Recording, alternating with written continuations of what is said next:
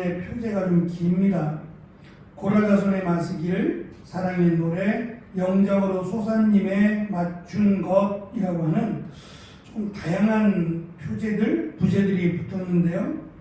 이 사랑의 노래라고 하는 이 표제는 지금 45편이 그 왕의 결혼에 대한 축하입니다. 축하의 노래라서 사랑의 노래 또는 이 결혼식의 노래로 불려진 유일한 시편이고요. 소사님에 맞췄다는 얘기는 소산이라고 하는 이 단어가 백합 또는 연꽃을 의미하는 단어가 소산입니다. 여기 이제 복수형으로 백합들이라고 하는 우리의 백합과 이들의 백합이 같은지는 모르겠지만 결혼식에 주로 사용되었던 꽃이랍니다. 하얀색의 꽃, 순결과 또 이 순수함을 상징하는 이 하얀색의 꽃을 이 결혼식에 가장 많이 사용되었다고 하는데요. 이 백합들이라고 하는 노래가 있습니다. 결혼식에 불렀던 또는 축하에 불렀던 노래 형식이 있는데 그 뭐 박자라든지 이런 음정이라든지 이런 그 백합들이라고 하는 대표적인 노래의 음조 또는 곡조에 맞춰서 지금 부르라는 얘기입니다. 그 박자 좀 빠르겠죠? 빠르고 경쾌한 이 결혼을 축하하는 그 백합들이라고 하는 대표적인 곡들의 곡조에 맞춰서 지금 이 결혼의 노래 또는 결혼식의 노래를 불러야 한다라고 암시하는 겁니다. 시인은 왕의 결혼을 축하합니다. 우리가 조금 특별히 봐야 될 것은 신약시대의 사도들이 교회를 세워가면서 사도행전이겠죠. 교회를 세워가면서 이 45편을 그리스도께 적용을 시켜서 결혼식 날의 영광스러운 왕의 결혼을 축하하고 있는 것처럼 그리스도의 신부에게 축하하며 노래를 불렀다고 합니다. 언제 그랬는지는 사실 명확하지는 않아요. 세례식 때 그리스도의 신부됨을 축하하며 불렀는지 아니면 교회에서 믿음의 신랑, 믿음의 신부들이 결혼할 때에 이 노래를 불렀는지는 정확하지 않지만 어쨌든 신약시대의 사도들은 이 시편 45편을 굉장히 의미 있게 살폈다고 합니다. 노래를 불렀고요.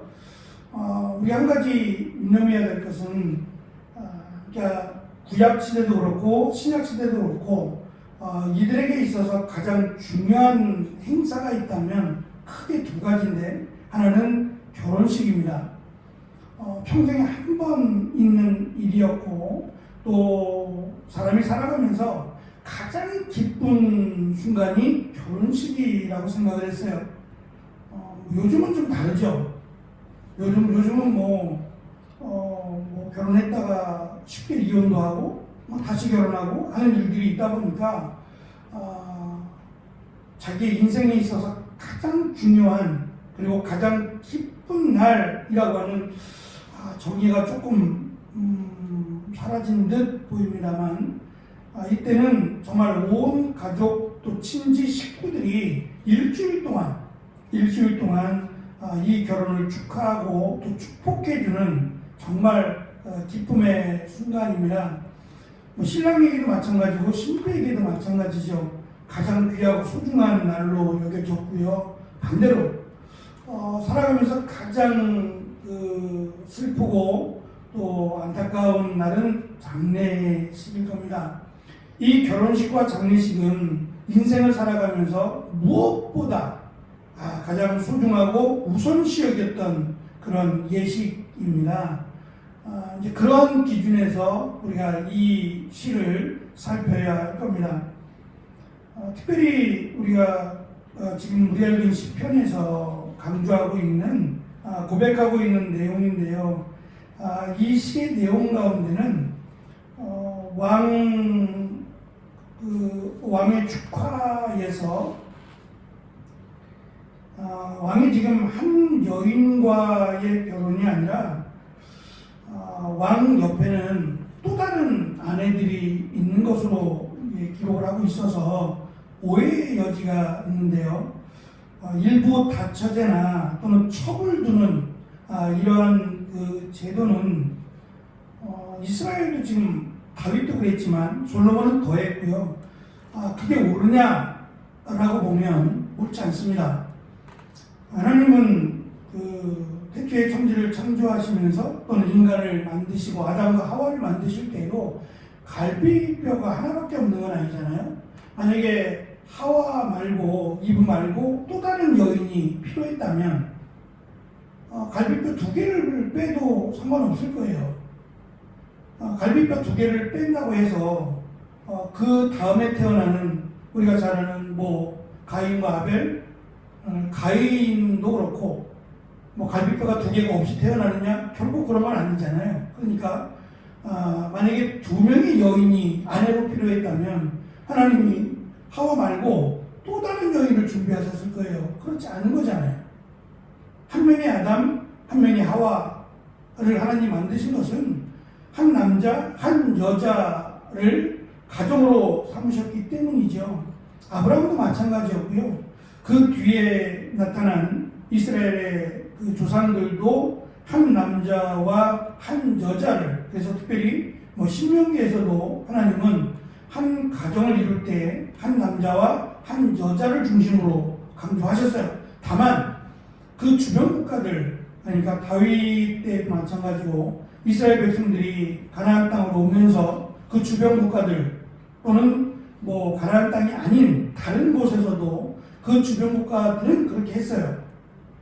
여러 아내를 두기도 하고 첩을 두기도 하는 이런 모습들이 있었습니다. 근데 그것을 마치 좋아 보이면서 그것을 닮아가고 있었던 거지, 하나님은 그것을 원하시지 않는다라고 하는 것을 먼저 기억해야 합니다. 다만 시인은 이 왕의 결혼을 축하하면서 그 왕이 뭐 다윗 왕이겠죠. 하지만 그 다윗 왕의 이런 그 어쩔 수 없는 정략 결혼들이요, 주변 국가의 공주들과 결혼하게 되는 이 정략 결혼, 그것을 지금 칭송하는 건 아닙니다.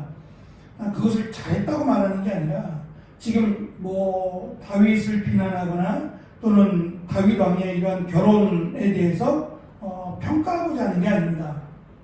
말 그대로 왕의 결혼식을 축하하고자 하는 거기 때문에 그 부분에 대한 언급은 없어요. 그냥 축하하는 의미에서 부르고 있는 노래지만 그 안에서 일부 다처제나 뭐 첩을 두거나 하는 것을 칭찬하는 건 아닙니다. 그것을 찬양하는 것은 아니다라고 하는 것을 우리는 기억해야 합니다. 이 시에 등장하는 신랑은 이 땅의 나라의 왕입니다. 시인은 성전에서 사역하는 선지자나 또는 왕궁을 출입하는 서기관이었을 것이다 라고 이야기들을 합니다. 그가 온 백성을 대표해서 왕의 결혼식에서 축하의 노래를 부릅니다. 2절로 9절은 하나님께서 다윗 왕조를 세워서 이스라엘을 다스리게 하신 목적과 그 의미를 노래합니다. 특별히 이스라엘 왕은 이러해야 된다라는 것을 강조하고 있는데요. 이것이 하나님이 세우신 왕 또는 하나님의 그 일을 대표하는, 이스라엘을 대표하는 왕의 모습을 묘사합니다.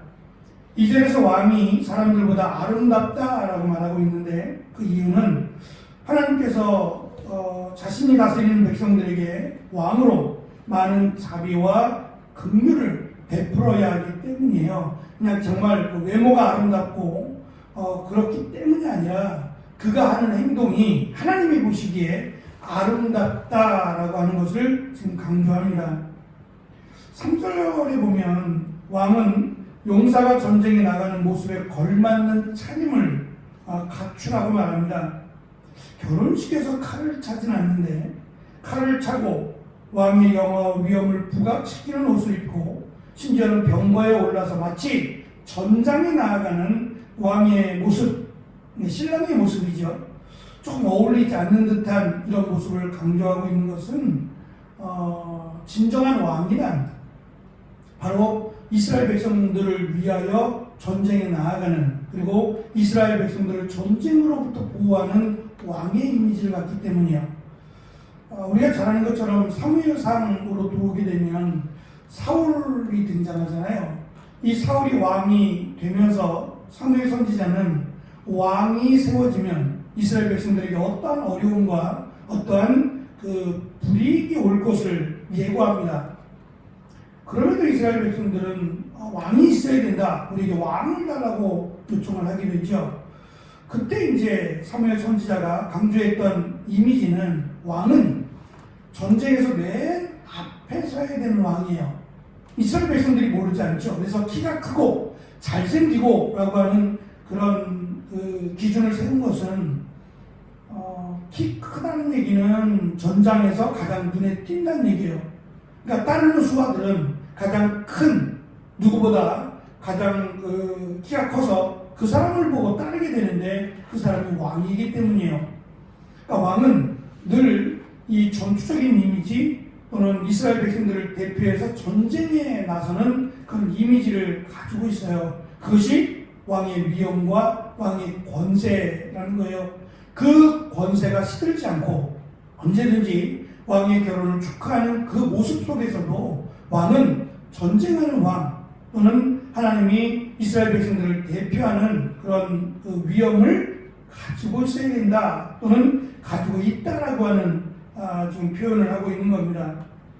10절부터 15절에는 신부를 향한 노래입니다. 신부가 어떠한 사람인지 밝히지 않지만 신부는 일단 외국 사람, 하나님을 알지 못하는 이런 기준은 아닙니다. 하나님을 아는 또는 하나님을 믿는 신부겠죠. 그 신부가 자기가 속한 지파나 그 부족에게서 떠나서 왕에게 신부로 오게 되면 온 이스라엘이니까요. 그 온 이스라엘에서 왕의 신부로 오게 되면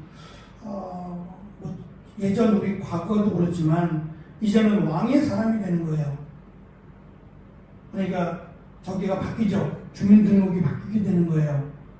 소속이 어느 지파의 딸에서 그 신랑의 아내로 바뀌게 됩니다.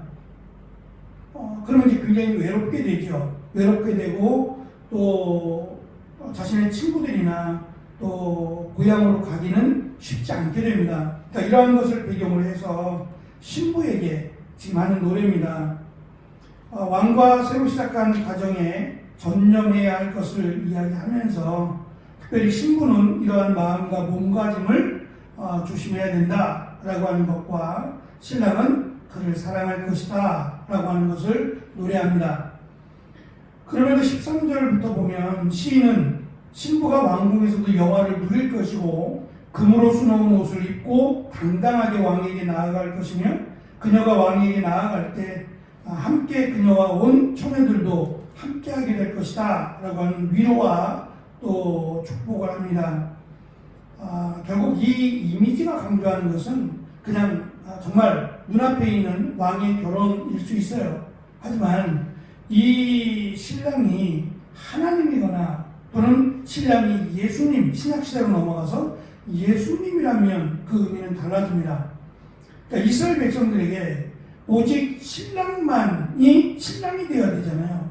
근데 이스라엘 백성들은 신랑 되신 하나님을 버리고 우상을 섬겼어요. 또 다른 남편을 섬겼단 말이에요. 그러면 신랑이 당연히 이혼하자고 하지 않겠냐는 거예요.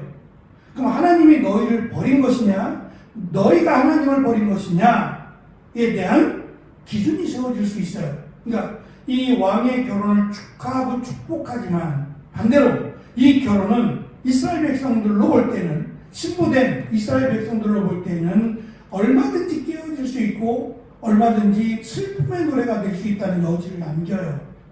그래서 정말 왕의 결혼을 축하하고 있지만 혹시 이 시의 배경이 포로된 이스라엘 백성들이라면 우리가 앞에 44편에서 본 것처럼 이 시의 배경이 정말 왕의 결혼에 대한 축하가 아니라 이스라엘 백성들이 포로로 잡혀간 것들을 암시적으로 설명하고 있다면 다시 돌아오라는 얘기죠.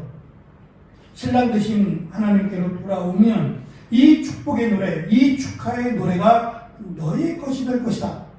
그리고 신랑 되신 예수님을 설명하고 있다면 신랑 되신 예수님이 우리의 신랑이니까 우리는 예수님만 바라보며 그 신랑과 함께 영원한 하나님의 나라에 들어갈 것이고 그 영원한 하나님의 나라에서 잔치하게 될 것을 지금 사도들은 생각했을 겁니다.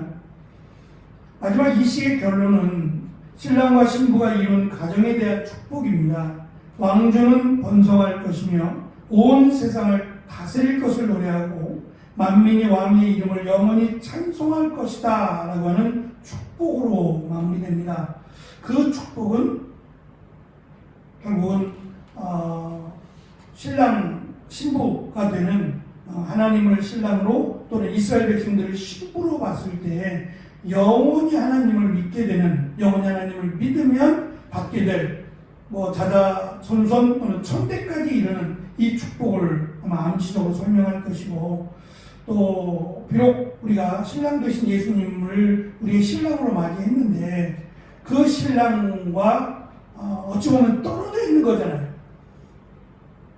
우리의 신랑은 예수님인데 신랑 되신 예수님은 우리와 떨어져 있는, 현실적으로는 떨어져 있지만 떨어져 있는 게 아니라 신랑은 우리를 하나님의 나라로 데려가기 위해서 잠시 지금 헤어져 있는 겁니다.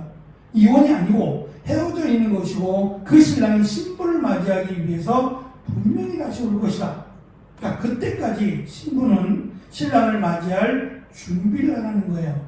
그래서 기름을 준비하는 10처녀의 비유에서도 기름을 준비한 5처녀는 신랑과 함께 신랑의 집으로 들어갈 것이고 기름을 준비하지 못했던 5처녀는 울며 이를 갈게 되는 이 비유의 말씀에서도 우리가 신랑 되신 예수님을 끝까지 기다려야 하는 것은 믿음입니다.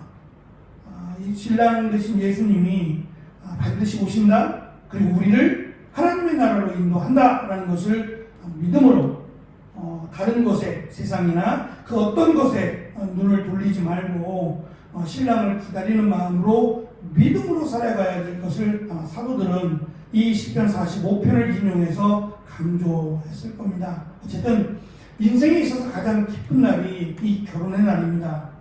이 결혼식에 이 노래를 불렀을지는 모르겠어요. 신약시대에도 이 노래를 결혼하는 가정들에게 축복으로 불렀는지는 모르겠지만 이 노래가 암시하고 있는 행복한 가정이란 신랑 되신 하나님, 신랑 되신 예수님을 믿음으로, 끝까지 믿음으로 살아가는 가정.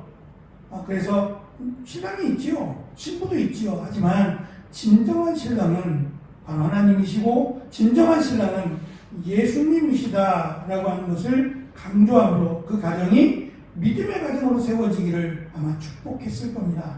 이 축복의 노래처럼 우리의 가정들이, 또 교회가 신랑 되신 예수님을 기다리며 신랑 되신 예수님이 오실 때까지 귀한 믿음으로 세워져가는 우리와 또 교회가 되기를 간절히 축원합니다. 기도하겠습니다.